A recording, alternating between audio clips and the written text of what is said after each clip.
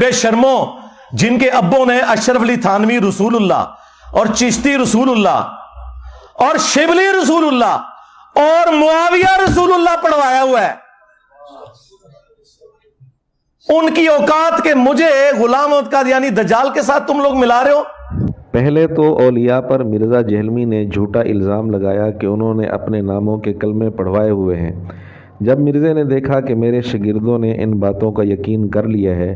تو اب مرزے نے اگلا قدم اٹھایا، صحابی رسول سیدنا معاویہ رضی اللہ تعالیٰ عنہ پر بھی جھوٹا الزام لگا دیا کہ انہوں نے بھی نعوذ باللہ معاویہ رسول اللہ کلمہ پڑھوایا ہوا ہے۔ اور ہمارا اندازہ یہاں بھی یہی ہے کہ مرزے کے اسٹوڈنٹس یہاں مرزے کو غلط کہنے کی بجائے صحابی رسول کے بارے میں اس الزام کو